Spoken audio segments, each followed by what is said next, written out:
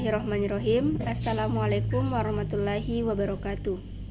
Puji syukur atas kehadirat Allah Subhanahu wa Ta'ala, atas limpahan rahmat, taufik dan hidayahnya, sehingga pada kesempatan kali ini saya dapat membuat video pembelajaran IPA ke MI-SD-an.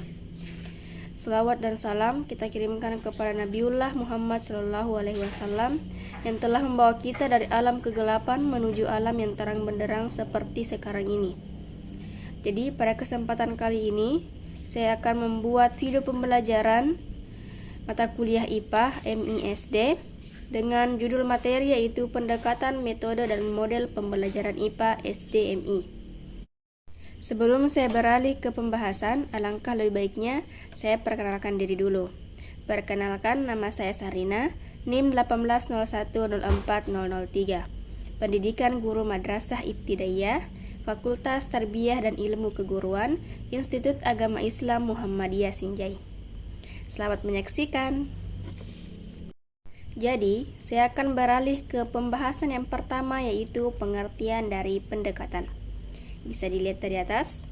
Jadi, pendekatan pembelajaran adalah cara pandang atau titik tolak pendidik yang digunakan untuk menciptakan lingkungan pembelajaran yang memungkinkan terjadinya proses pembelajaran dan tercapainya kompetensi yang ditentukan.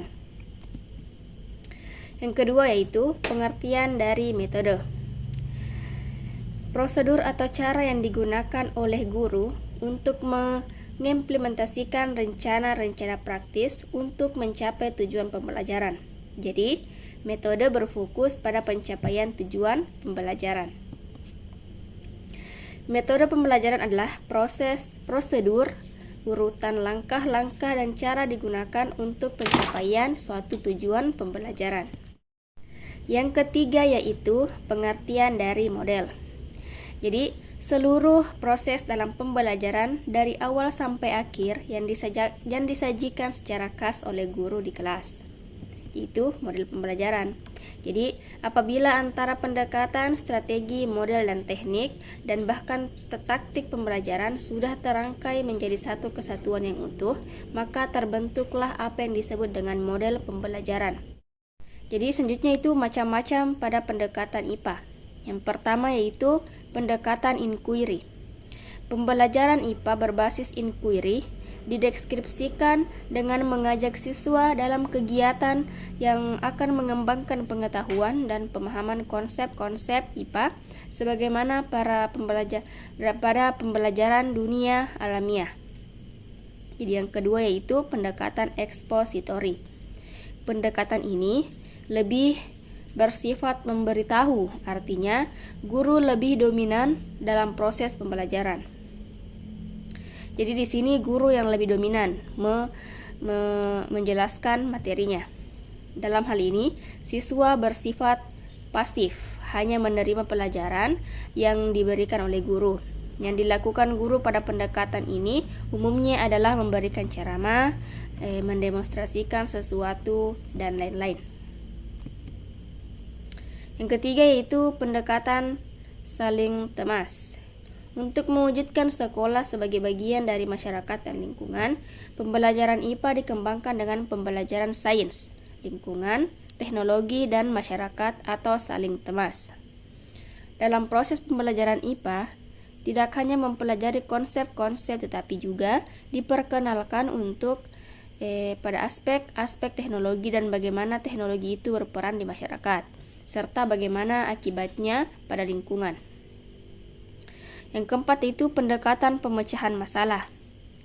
Kemampuan yang sangat penting yang harus dikembangkan dalam pembelajaran sains yaitu mencapai masalah adalah hasil aplikasi pengetahuan dan prosedur kepada suatu situasi masalah. Yang kelima yaitu pendekatan keterampilan atau proses sains atau KPS. Pendekatan KPS merupakan pendekatan pembelajaran yang berorientasikan kepada proses IPA berupa keterampilan-keterampilan yang dimiliki para ilmuwan IPA untuk menghasilkan produk IPA yang satu sama lain sebelumnya sebenarnya tidak dapat dipisahkan. Jadi yang keenam yaitu pendekatan terpadu atau integrated approach.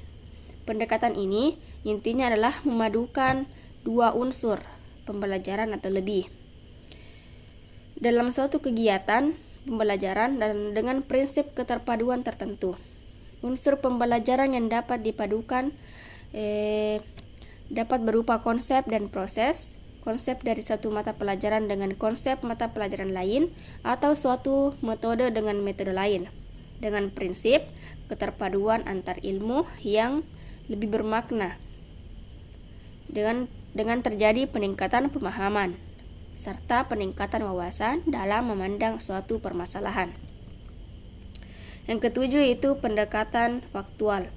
Pendekatan ini menentukan penemuan-penemuan fakta dalam IPA. Contohnya informasi yang didapatkan murid dengan pendekatan ini. Misalnya ular termasuk golongan reptil. Merkurius adalah planet yang terdekat dengan matahari. Metode yang digunakan dalam pendekatan ini adalah membaca, mengulang, melatih, dan lain-lain. Pada dasarnya, pembelajaran IPA dengan pendekatan ini adalah menimbulkan kebosanan pada diri murid-murid dan tidak memberikan gambaran yang benar tentang IPA. Jadi pada pendekatan ini di sini dapat menimbulkan kebosanan untuk siswa. Jadi kita sebagai calon guru lebih memberikan pendekatan-pendekatan yang lebih menarik agar siswa dapat lebih tertarik untuk belajar. Jadi berikut ini adalah beberapa metode pembelajaran IPA di SD. Yang pertama, di sini kita bahas lagi mengenai metode. Tadi kita telah membahas mengenai pendekatan. Jadi metode yang pertama yaitu metode diskusi. Metode diskusi adalah metode di mana guru membagi siswa dalam beberapa kelompok, kemudian memberikan suatu persoalan atau masalah untuk dipecahkan secara bersama-sama dengan teman sekelompoknya. Yang kedua itu metode demonstrasi. Adalah metode mengajar yang digunakan guru untuk menggunakan peragaan untuk memperjelas suatu pengertian ataupun konsep-konsep IPA kepada siswa. Metode mengajar ini sangat disukai oleh siswa karena adanya pergerakan pada proses pembelajaran. Yang ketiga itu metode tanya jawab.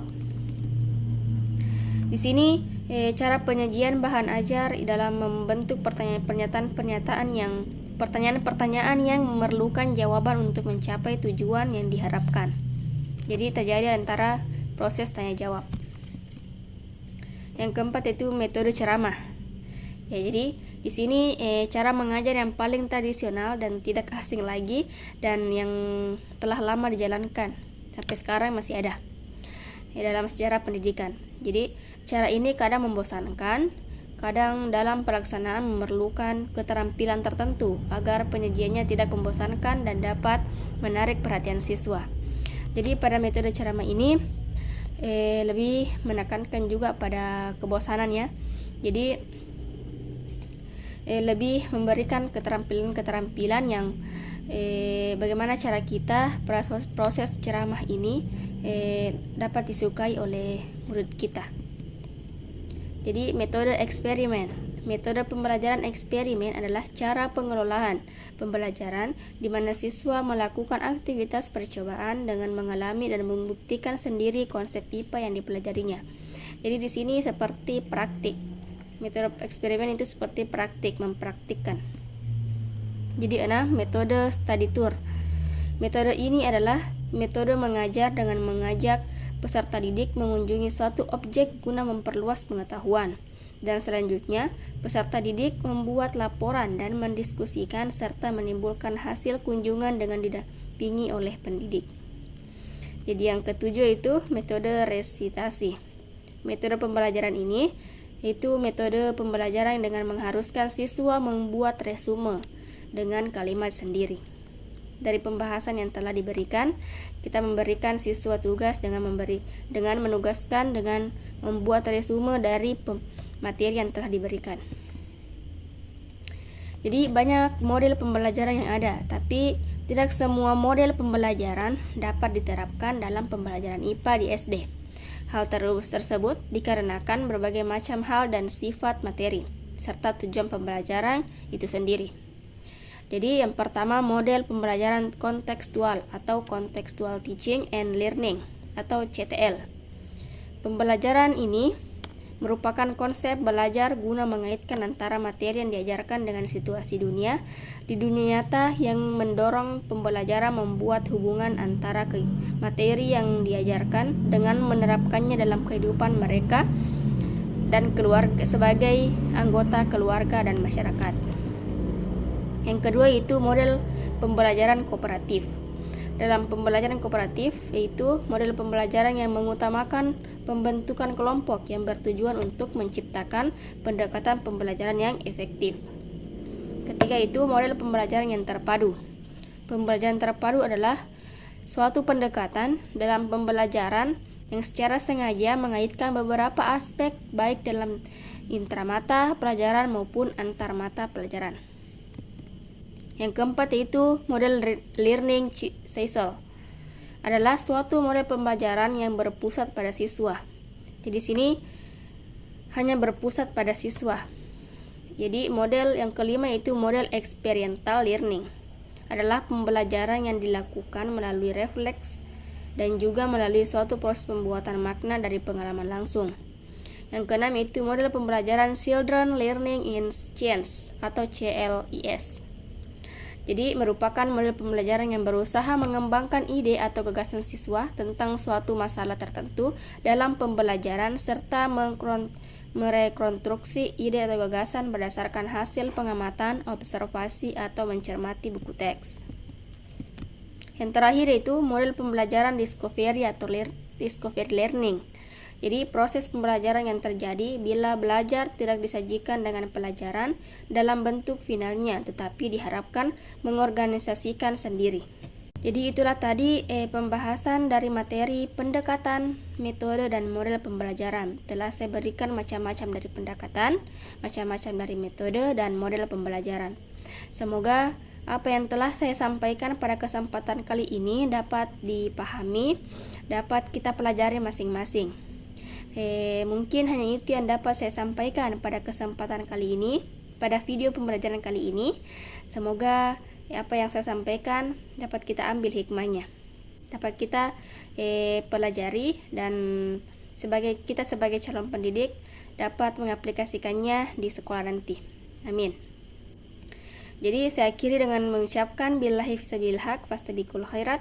Wassalamualaikum warahmatullahi wabarakatuh.